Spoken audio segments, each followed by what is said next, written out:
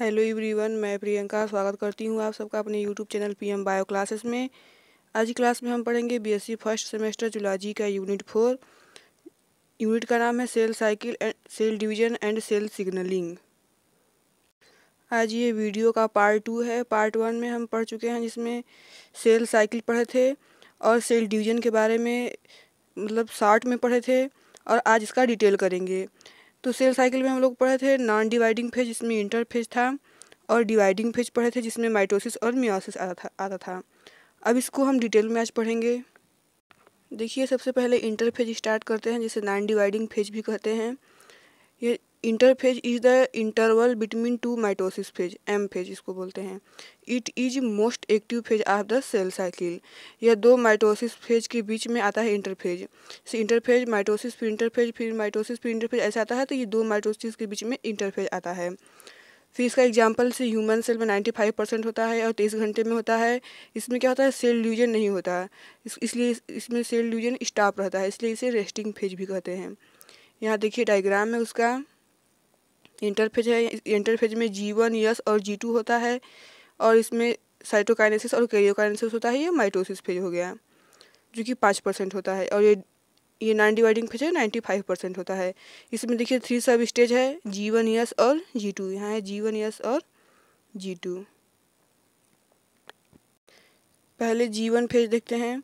देखिए G1 phase क्या है। G1 फेज को ग्रोथ फर्स्ट फेज या गैप फर्स्ट फेज कहते हैं, या इसे प्री डीएनए सिंथेसिस फेज कहते हैं।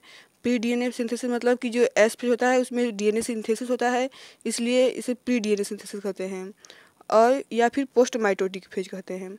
इसका कोई देखिए कुछ कैरेक्टरिस्टिक है, आप लोग इसको देख लीजिए। कॉपी में राइट करना चाहते हैं तो राइट कर लीजिए। इसे आप लोग कॉपी में राइट कर अपने से समझने का प्रयास करिए। यहाँ देखिए सेकेंड में है एस फेज। एस फेज को डीएनए सिंथेसिस फेज कहते हैं। यहाँ देखिए इसका डायग्राम है, और इसका कैरेक्टरिस्टिक है ये पहला कैरेक्टरिस्टिक, दूसरा कैरेक्टरिस्टिक, फिर देखिए यहाँ तीसरा कैरेक्टरिस्टिक, चौथा कैरेक्टरिस्टिक है।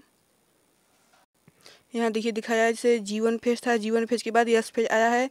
तो जो G1 फेज है इसमें 1 क्रोमेटिड 1 डीएनए और 1 क्रोमोसोम था। फिर जब रिप्लिकेशन हुआ है यस फेज में गया है, तो वहाँ पे 2 क्रोमेटिड 2 डीएनए और 2 क्रोमोसोम हो गया है। सॉरी, क्रोमोसोम सेम है, बस क्रोमेटिड 2 हो गया है और डीएनए 2 हो गया है, और क्रोमोसोम सेम है, 1 ही है। यहाँ पे भी 1 है और इसमें भी 1 है। फिर देखिए G2 फेज आया है थर्ड नंबर पे। G1 के बाद यस, फिर यस के बाद फिर G2, और फिर G2 के बाद फिर माइटोटिक फेज आएगा। फिर G1 यस G2 ऐसे चलता रहता है, ये पूरी साइकिल चलती रहती है, इसी को सेल साइकिल कहते हैं। ये मैं आपको इसके पहले वाली वीडियो में बताई हूँ, आप लोग उसको भी देख लीजिएगा। तो उसको अगर देखे रहेंगे तो ये ज़्यादा समझ में आएगा आपको। फिर देखिए G2 फेज का ये कैरेक्टरिस्टिक है।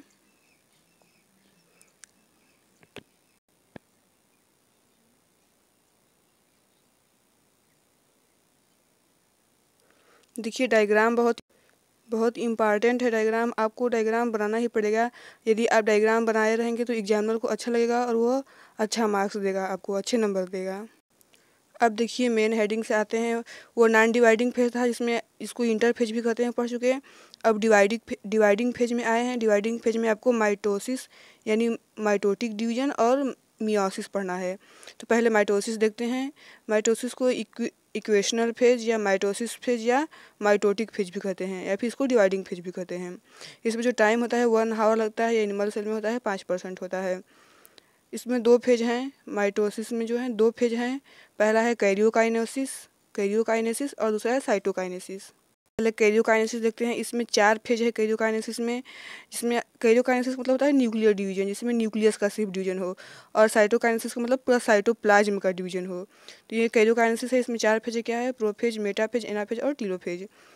पहले प्रोफेज देखते हैं। यहाँ देखिए प्रोफेज है। ये G1 यस और G2 फेज के बाद प्रोफेज आता है। ये इतना तो इंटर फेज में था, अब ये माइटोटिक फेज में आएगा, तो पहले प्रोफेज आएगा, और ये सबसे लंबा फेज होता है माइटोसिस का। देखिए इसका कुछ कैरेक्टरिस्टिक है। डायग्राम भी देख लीजिए, डायग्राम भी बहुत इंपॉर्टेंट है।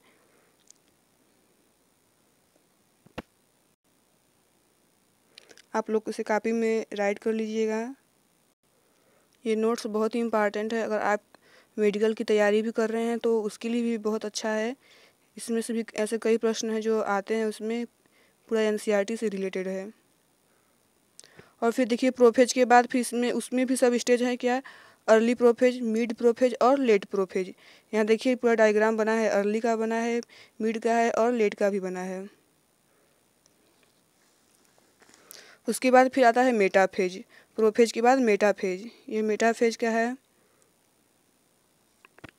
फेज का कैरेक्टरिस्टिक है। उसमें पहला है सेंट्रोमर। फिर देखिए यहाँ मेटाफेज के कैरेक्टरिस्टिक का दूसरा है काइनेटोकोर। फिर थर्ड है इक्वेटोरियल फेज या मेटाफेजिक प्लेट एट इक्वेटर। यहाँ देखिए डायग्राम।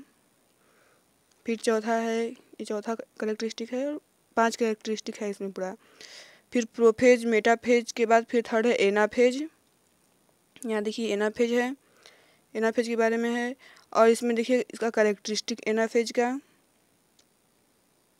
यहाँ एनाफेज का दूसरा कैरेक्टरिस्टिक, तीसरा कैरेक्टरिस्टिक, इसमें 3 कैरेक्टरिस्टिक हैं एनाफेज के। फिर उसके बाद आया है टीलोफेज। प्रोफेज, मेटाफेज, एनाफेज के बाद टीलोफेज है। ये फाइनल सब स्टेज होता है माइटोसिस, ये माइटोसिस का फाइनल स्टेज होता है। फिर उसके बाद इसका भी कैरेक्टरिस्टिक है कुछ, यहाँ देख लीजिए।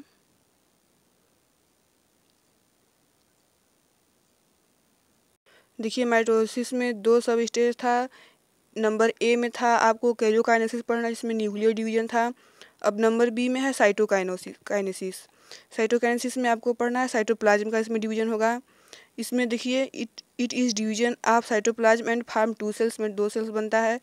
इसमें देखिए एनाफेज में है, इसमें लेट एनाफेज में बनता है, स्टार्ट होता है और कंप्लीट कब होता है, टीलोफेज में होता है। यहाँ देखिए है। और जो साइटोकाइनेसिस होता है एनिमल सेल में, वह सेल फरो के द्वारा होता है। और जब प्लांट में पढ़ेंगे तो वहाँ आपको सेल प्लेट मिलता है। यहाँ देखिए इसका डायग्राम है, साइटोकाइनेसिस का यह डायग्राम है। यहाँ देखिए साइटोकाइनेसिस प्लांट में भी बता दिया गया है। साइटोकाइनेसिस में सिर्फ इतना ही है, बस दिखाया गया है कि देखिए साइटोप्लाज्म है, पूरा ये सेल है, इसमें न्यूक्लियर डिवीजन हो गया है। अब साइटोप्लाज्म पूरा डिवीजन हो रहा है। ये देखिए न्यूक्लियस है, इसका डिवीजन हो चुका है। अब साइटोप्लाज्म में भी ये देखिए गड्ढे जैसा बन रहा है। फिर देखिए यहाँ ऐसे हुआ है, फिर यहाँ पे अलग अलग हो गया है। तो ये अलग सेल बन गया है और ये अलग सेल बन गया, 2 डाटर सेल बन गया है। यह डिप्लॉयड है, 2n है। ये देखिए सिग्निफिकेंस ऑफ माइटोसिस, मतलब माइटोसिस के महत्व कुछ यहाँ देखिए है महत्व। फर्स्ट है यहाँ पर, मतलब एक सेल से 2 सेल का बनना है, ऐसा है। वो भी कैसा है, हेप्लॉयड से हेप्लॉयड है, यानी 2n से 2n में ही बना है, लेकिन एक सेल से 2 सेल बना है। यहाँ पर देखिए इसमें क्या है, माइटोसिस हुआ है हेप्लॉयड एनिमल में। देखिए एक सेल से 2 सेल यहाँ पर भी बना है, लेकिन ये हेप्लॉयड से हेप्लॉयड में ही बना है, यन से यन में बना है। ये आपको मियोसिस जब पढ़ेंगे, मियोसिस सेकेंड में मिलेगा आपको पढ़ने के लिए। मियोसिस फर्स्ट में होता है, 2 सेल से 4 सेल बनता है, लेकिन 2n से n में बनता है, फिर n से n में बनता है। तो वही जो मियोसिस सेकेंड होता है वो माइटोसिस की तरह सेम होता है। इसलिए यहाँ पे दिखाया गया है कि यहाँ वहाँ डिप्लॉयड था और यहाँ पे हेप्लॉयड है कि n से 2 सेल बना है, लेकिन वो भी n में ही है। 1 पेरेंट से 2 डॉटर सेल बना है, लेकिन n से n, यानी हेप्लॉयड से हेप्लॉयड में बना है। फिर देखिए यहाँ पे सेकेंड नंबर में है सिग्निफिकेंस। फिर यहाँ पे थर्ड है सिग्निफिकेंस उसका, यहाँ पे देखिए प्लांट में भी बता दिया गया है। फिर यहाँ चौथा सिग्निफिकेंस है। आज की वीडियो में बस इतना ही। नेक्स्ट वीडियो में मैं मियोसिस के लिए वीडियो बनाऊँगी नेक्स्ट पार्ट में। इस वीडियो में बस इतना ही। वीडियो देखने के लिए धन्यवाद।